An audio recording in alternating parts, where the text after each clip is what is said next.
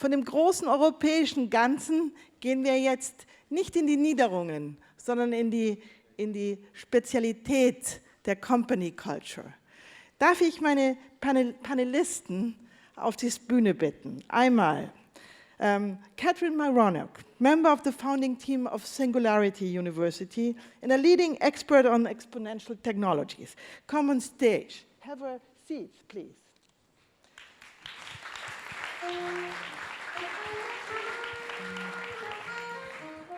Nicole Büttner, founder of two digital data companies, namely Algorithm X and Data Quotient, and an engaged politician for the Freie Demokratische Partei. And Nikki Kolev, a good friend of mine. Thank you for coming, Nikki.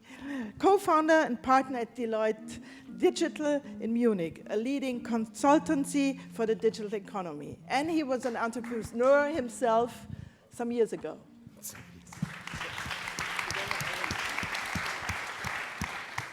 So the title of our session is Company Culture in the Era of New Work. So let me start to ask each of you, what is new work in your regard, Catherine?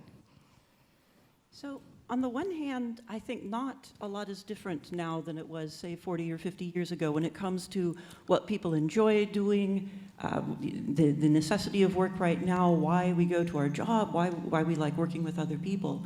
But there is one big difference today, which is we have data, we have the ability to share, and this does change everything. I mean, yes, data, as the previous speakers were saying, allows for the possibility of AI and machine learning, but also just as an interpersonal level within corporate cultures or any type of culture, how do we share what we know? How do we discover that a company, for example, that we want to work for has a good culture internally or not?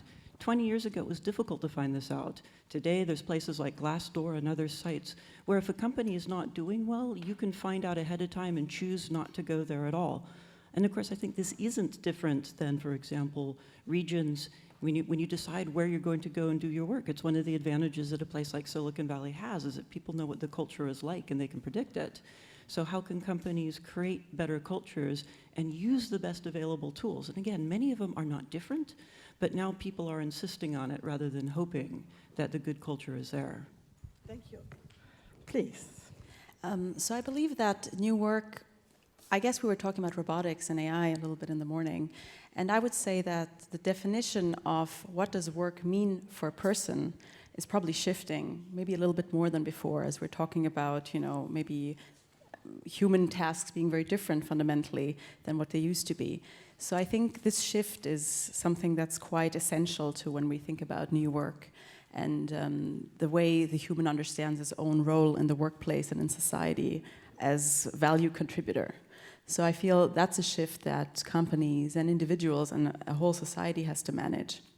And this obviously in the context of rapidly shifting technological landscapes, right? So sort of navigating this uncertainty, this ambiguity, and still sort of rooting yourself and finding meaning and sense of value contribution in this shifting world. So I think that's kind of the challenge we're facing when we're thinking about new work. Thank you. Nikki, come a little closer. You sit so far away from us. So what is new work in your regard? You work with so many companies, and you're a specialist in the transformation process for a lot of companies. So what is it? What drives you? A lot's been said, so not much to add to that. I think new is in a way, especially in Germany, we used to be in a society where it was promotion by seniority. So you came into a company and you made your way up by 20, 30 years. I think new is that it's promotion by capability and by knowledge. So a lot of young people come in with very new capabilities. They know a lot of things that the older generations do not know. And we have to bring those together. So that's definitely new. What still remains is hard work is needed. It takes a lot of work. It takes a lot of really passion for what you do. And that shouldn't be mistaken with the work-life balance. I have sometimes the feeling that's a bit of a Generation Y false friend. Yeah. Catherine, you are a founding member of the Singularity University. Singularity University teaches young people to be prepared for this new work. What are the essential? What would you recommend all of us? Here sits a lot of young people to be part of this new culture for companies. It comes down to one word: practice. No, so what happens many times for an individual or for companies overall, say a company is wanting to start an innovation practice or to be able to figure out how to disrupt themselves, all the normal buzzwords. And sometimes they bring people together and they immediately throw them into a real situation with real consequences. Like, all right, everybody work amongst yourselves and tell the CEO here how she is failing to take into account new technologies. At that moment, everybody is sitting there frozen because this might be one opportunity this year to talk to the CEO. Nobody is going to want to say anything that makes them look naive or critiques the CEO.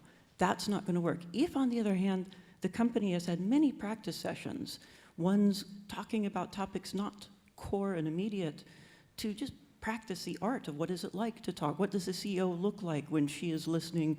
What does it look like when she is not listening? And can she get coaching to be a better listener? At Singularity University, when we bring participants together, and you bring them together from different fields, you facilitate, you carefully watch to make sure that one person is not taking over the conversation. But before people make the decisions about the projects they're going to work on, they have practiced multiple times before. So this idea of, what will allow people to be creative and what will allow people to, to freeze and only say safe things, you have to practice to have the creativity. You cannot just insist on it or have one time. And so the lessons from Singularity University, whether working for people in their 30s or working with people in the 50s and 60s, the good news, it's the same psychology, and practice can help in both cases. This is a very classical approach. Practice, I think I learned it in gymnasium myself 50 years ago. Yeah. I would add one thing. When you think about, say, exercise, if you're doing weightlifting, of course you start off and you have a coach, and the coach teaches you. But when you're lifting 1 kilogram, it doesn't matter if you're using good form or not. But if you get to you're lifting 100 kilograms, you don't just have a coach, you have a spotter. The spotter is that person is with you the whole time. And if you're about to drop, you're about to go off angle, that spotter catches you. When it comes to the practice and the art of pushing your company into a new place, yes, you should have coaching and facilitation, but you need to have a culture where you have the same thing, a spotter, the person who can make sure that the CEO is not drifting back towards a normal hierarchicalism, for example. If you don't have practice and you don't have a culture of ongoing watching, you'll go back to the way you were. You never lose the need for a spotter, whether you're doing exercise or whether you're transforming your company. Nicole, you have founded 2 companies, and you are deep in this process of bringing it to success and bring it to... Are you a spotter? Catherine just described it. You mean with the people I work with? Yes. So I try to be, and I guess practice makes perfect, or maybe not perfect, and I'll have to live with that. So I try to be as supportive as I can be. So in the companies, one company we focus on helping, on implementing machine learning and AI in established companies already. And there very much we then find and curate teams specific for the situation. And so that's always an environment where for the projects, there's a lot of new technology in the companies. So not only the sort of project team members from our side, but also in the company we work in. And there's actually, I would say, a big component of making people feel comfortable, and especially with this aspect of experimentation. We have a lot of German and German-speaking clients, and they're this attitude of being perfect, right? The German engineer is 120%. We got it all figured out, which is great, right? When you think about sitting in a car.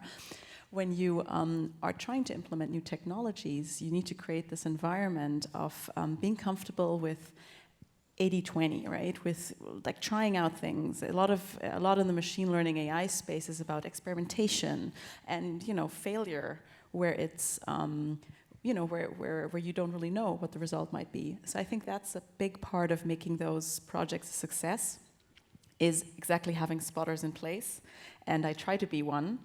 And certainly it's something that determines the success of implementing these machine learning and AI projects. Thank you, Nicole. Nikki, a couple of weeks ago we sat in your office and we talked about exactly this. How do we make sure that the company cultures of German companies go along with this massive disruption we experience right now? How can we teach young employees, but young students, young consultants, to be part of this development, part of this huge transformation, this huge disruption? It needs something, Nikki, and you mentioned it very well. Couple of points, but Nicole is making, I think, one of the strongest ones. If you come out of more than a century, almost a century of dramatic success in the best way, and then you suddenly are being told that we don't want to do that anymore that way. We don't want 120%. We want now 80-20. Then you look and go like, yeah, right, go grab a coffee and come back when you're an adult. So you need, on the one hand, you need the respect towards the assets and what's been achieved. And you need to look at it through the lens of digital. That, I think, is a massive asset. The commissioner said it, we have tremendous industrial assets, but we need to look at them from the lens of digital and understand how does 80-20 add to the 115 and 120%. That's one thing. The other thing is, I think a younger generation needs to bring the willingness and the skill to drive. Only willingness is not enough. Willingness is you're wild and crazy and Monday left, Tuesday right, and Wednesday we meet at square one. The skill combined with the willingness is what makes a real driver. And an older generation needs to be willing to share knowledge in order to contribute to the drive of the younger generation. I think then it comes together. Are we prepared for this? Are we rightly prepared for this? And how can you prepare for a new company culture? Again, you have to practice. And what is practice? What is practice? So again, if I use the analogy, and if I said, look, I am a fan of weightlifting. I love weightlifting. I watched 25 videos on weightlifting last week. And I went and I did some weightlifting, but of course, at the end of my weightlifting session, my heart rate was exactly the same. I had no sweat. You might look at me and say, well, you're a fan of watching weightlifting, but you're not doing weightlifting. And I think what happens within companies, and it's not just established companies, but sometimes even startups, any type, once you get into a particular way of doing things, that's what you're comfortable with. And for somebody to come along and say, I've now been at your company for 3 months, and here you are, you've been at your company for 10 years, and I have some suggestions for you. The only thing harder than saying that, for me to say that, is for you to hear that. And again, if a company has created situations where they practice new ideas, they practice bringing tools in from the outside, and everybody gets to watch and learn the human side. How do some people react, right? You always have that person in the company who wants to be silent for 30 minutes before they say a word. Do you create a situation where they're allowed to be silent for 30 minutes or not? Nikki, Yeah, I think it's a very valid point. I mean, practice means actually creating not a person, but step by step creating every single one in the company to be an ambassador, to experience themselves what it means to be successful in this new world. It's not nice to sit somewhere and listen to how other people are successful. It's nice when you experience it yourself. You become an ambassador. I did with a new methodology, with a new style of working, with a new way of collaboration. I did succeed. and I'm bringing it back to my own teams. It's much better than someone coming and preaching. This is exactly this practice. So that's very important. But the other thing is to give it time. It does take, on average, 7 years until something meaningful comes out. So when 7 you're years? 7 years, That long? Oh my that long. When you're a CEO of a DAX company, your ticket is on average 5 years. You might not have the time. That's a bad news. If you set things up correctly, you will get a chance, because in order to have something meaningful in your hands, it must be more than a 5 FTE team and a great name and a great PR. We're talking about creating jobs. We're talking about creating new professions. We're talking about creating new value for the company, and that's what it takes when you want to move a 70 billion ship. Yeah? So 7 years is a long time, but I bet some of the startups, some of you maybe are very impatiently. 7 years, is this a horizon for your companies?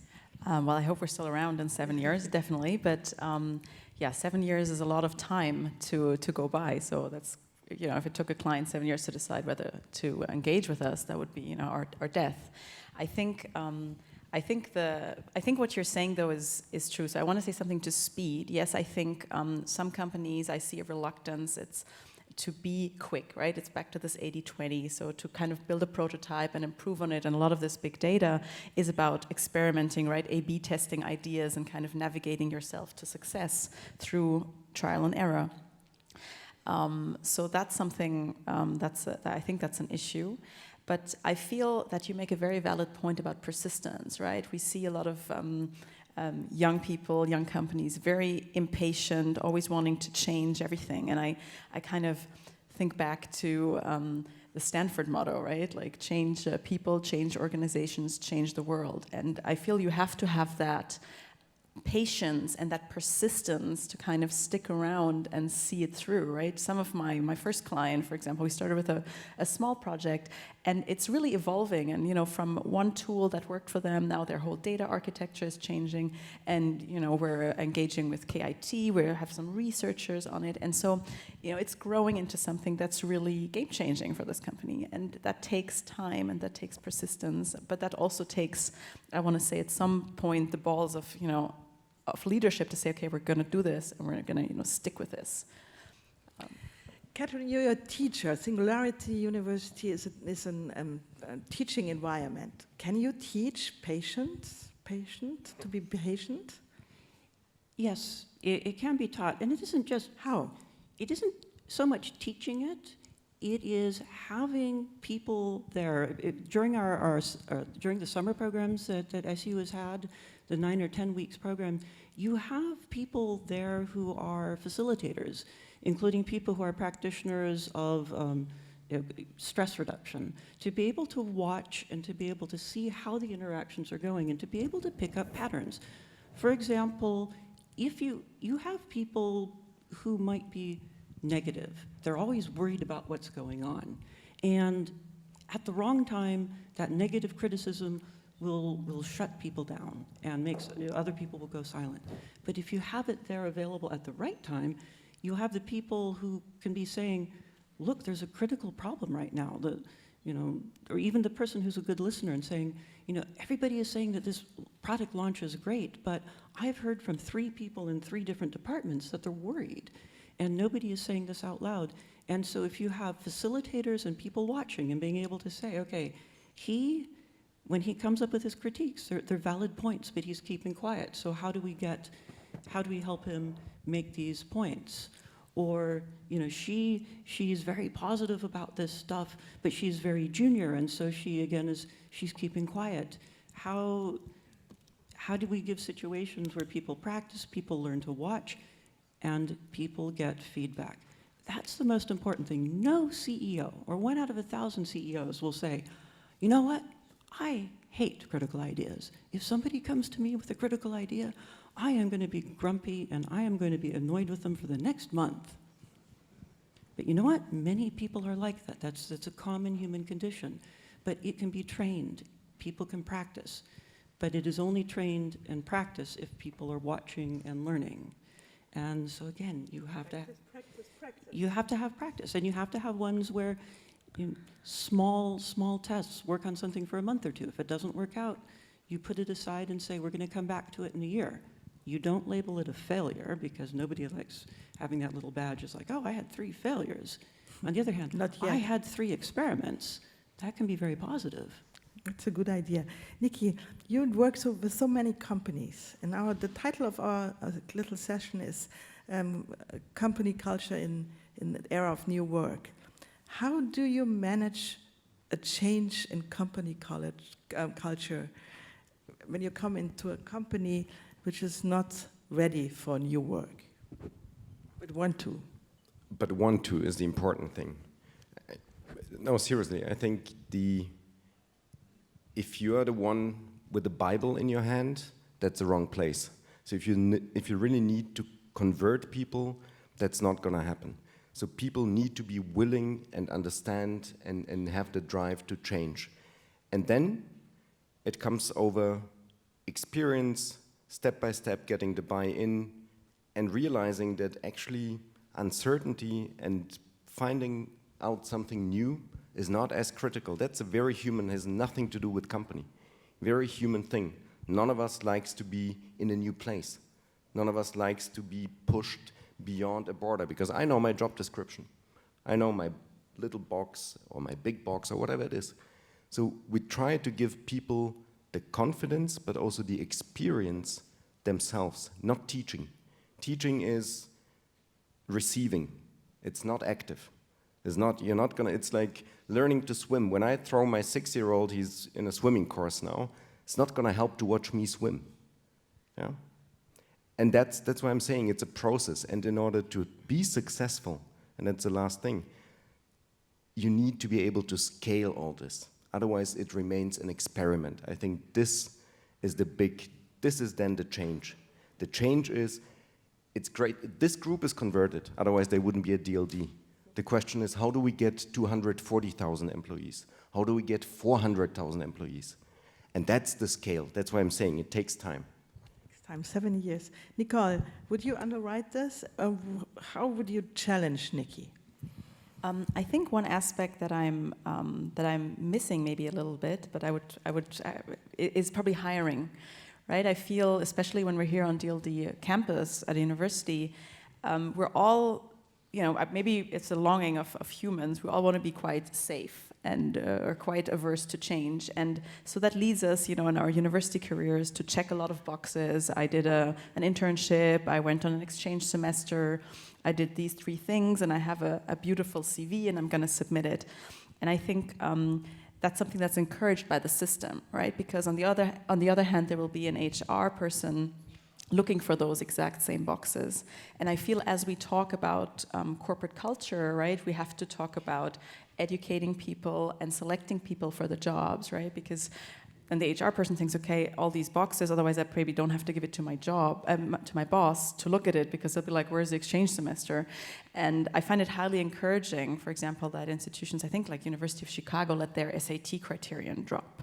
And I think that's the first step in the right direction, where we go away from the standardized things and leave room for personality, for experience, right? And everybody captures it somehow differently.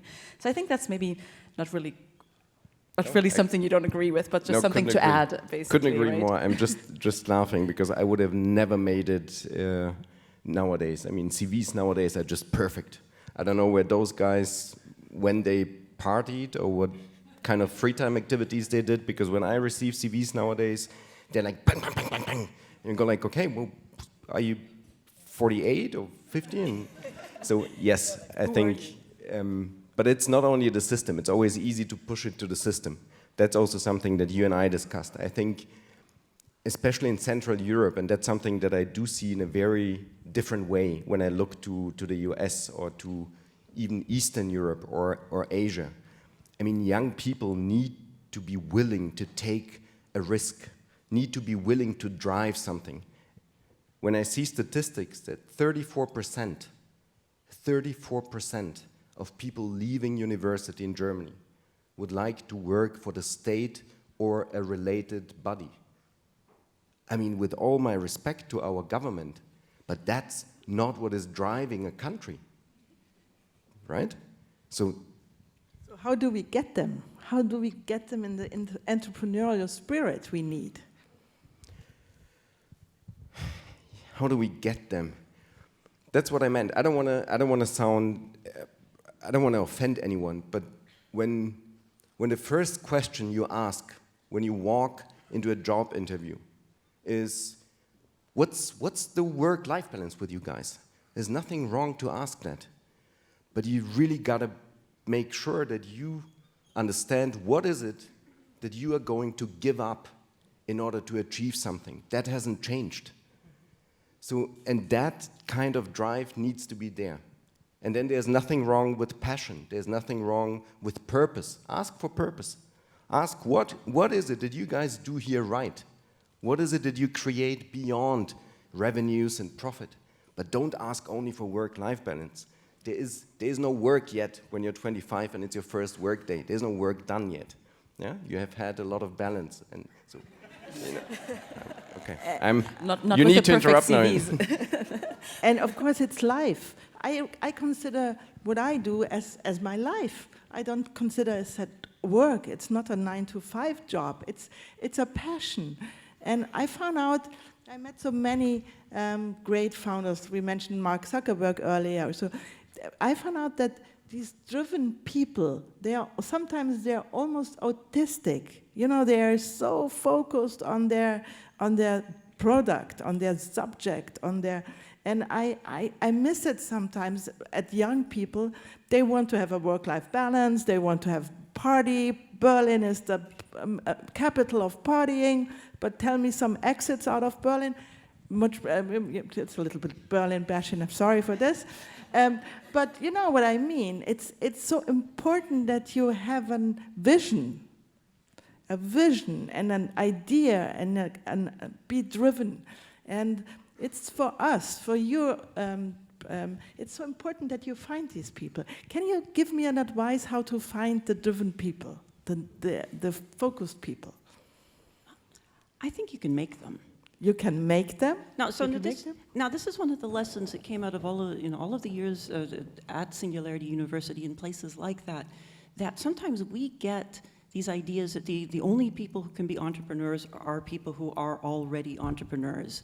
And you can see there's a little bit of a problem with that because many people, for different reasons, are not able to be entrepreneurs yet. You know, for example, entrepreneurship generally, not always, but generally requires a middle class or larger income because you're taking risks. I mean, to be able to put 3 years of your life into something where nothing comes out of it, for some people that's impossible to do. There's also superstition, the idea, oh, you're going to be an entrepreneur, whether social entrepreneur or standard entrepreneur, you have to be willing to work 16 hours a day. Well, study after study shows actually that's not true. People don't do that. You cannot work 80 hours a week for more than about 3 or 4 weeks before you're making so many mistakes. But here's the problem. It's just the light. It's the light. Going back to my phrase, practice. How many people who are working these extraordinary hours ever test themselves to find out if they can work 45 hours a week at most and they'll get the same amount done? They don't test themselves because they're going to regret knowing that that's true. All of that to say that a lesson of a place like Singularity University, you bring people together, not just a longer program, but our executive programs. One's designed for people who are already in companies, middle management and high level, that you can bring them together for a week or two, and you train and you bring in these toolkits, and you learn to be able to pick and choose what toolkits, what mindsets you might be able to use and start practicing them. Like that, I'm not saying it's easy. I mean, if you're going to start weightlifting, you don't go from 1 kilogram to 100 kilograms in a week. No. But you can go from 1 kilogram to 100 kilograms over the course of a year with practice, with spotting, with the rest of it. So when you have a group of people and people are saying, oh, none of you are entrepreneurs, that might be true. And say, all right, well, how do you learn? How do you practice? If you have students, universities, I think, have the responsibility to have programs where you practice working, coming up with ideas, just learning to be able to speak to professors and to be able to say, Professor, I think you're wrong. I think this is possible. And for the professors to learn to, maybe they don't believe them, but at least to have a face which doesn't immediately Give in it the away. audience, there sit some professors. I hope you're listening. Jivka, you're not. Is this right? Is this? Come, let's open it a little bit to our podium. Jivka, you are teaching. You're a teacher. How would you underwrite what Catherine just said?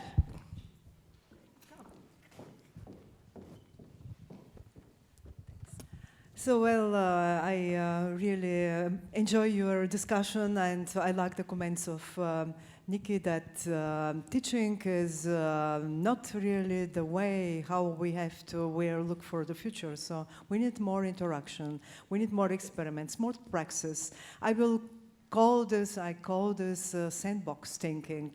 I will mention this in my presentation before we go for the lunch. So we really need to change our educational system, because we are living in a time which knowledge is changing so fast. Then we cannot just teach knowledge. We have to to help young people to practice more, to get skills. And only skilled people will really follow this very, very fast development, because not the technology is really changing the world, but the way how people use technology. Then this is the potential for improving. Thank you. Thank you, Jivka. You bring me to an idea to ask you, how important is data knowledge in the next era of new work? Should everyone know how to program, how to design data frames? What would you say? Nikki, you are nodding. I mean, it's certainly important, right? I mean, the age where only business education was enough or was good enough to run a company, those days are kind of over. So I think it's very important to have an understanding of technology and data in general. But just a comment to the last question, if I may, that you made, because I think it's important for young people. When 40 years ago, you almost didn't have a choice. You went into a company, and that was, so that I understand, if you didn't feel purposeful and passionate. Today, you definitely have a choice. You have a choice. We saw what kind of work robots are doing for us. So all the boring, dangerous, and so on work will be fulfilled more and more by robots. So you have certainly the chance to go after your passion, to be passionate about what you do. So there are no excuses, in other words. And yes, data is extremely the bridge between understanding technology and being able to translate that into business context is, I think, in a business world important. And last but not least, the coaching and teaching coaching element of a university, of a company, of more senior people towards junior people is what gives security and helps them not to lose track, not to have the right guidance also when they onboard. Nicole, are you a programmer? Do you know how to write codes? I do a little bit, yes, Yeah. I do. Python and R. I'm an econometrician actually by training, so I used to do MATLAB and Stata, and it's quite a similar experience. SAS and SPSS myself. Oh, yay, those days in the computer labs.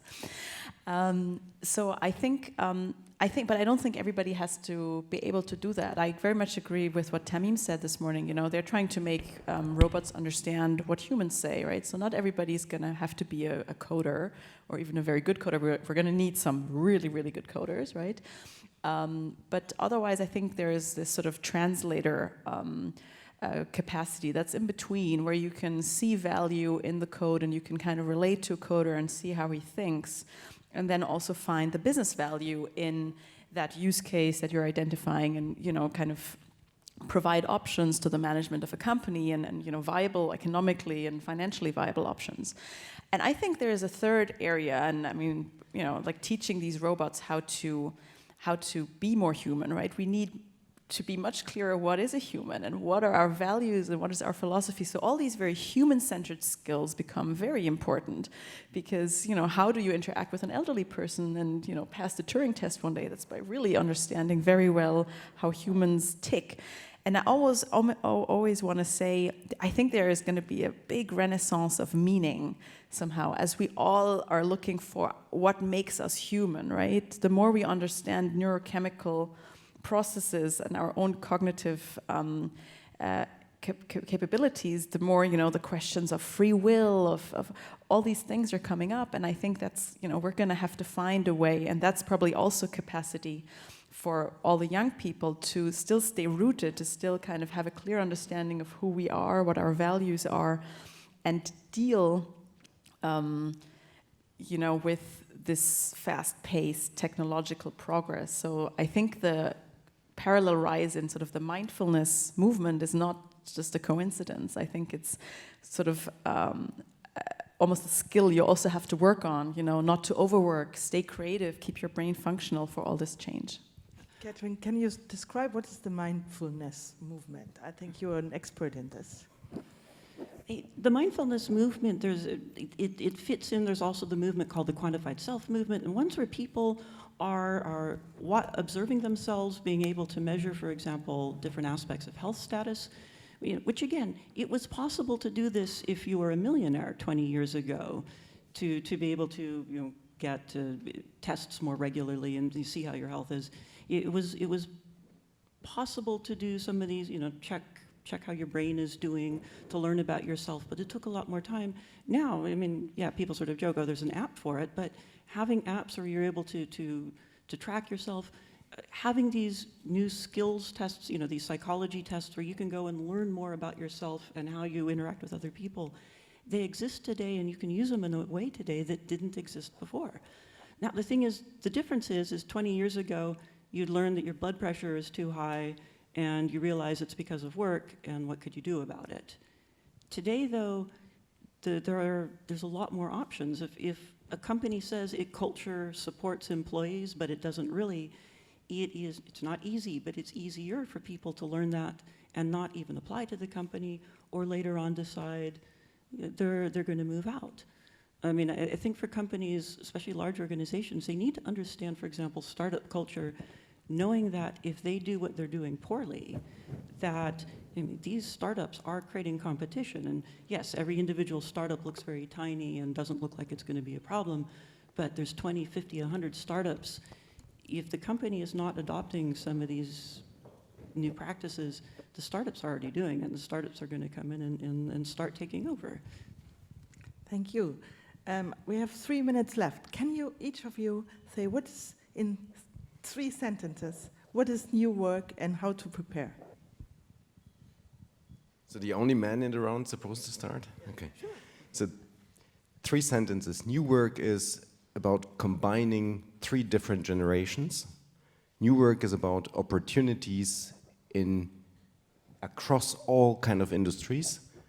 And new work is hard work. Good. Thank you. Nicole. I agree. New work requires a lot of patience and a lot of persistence.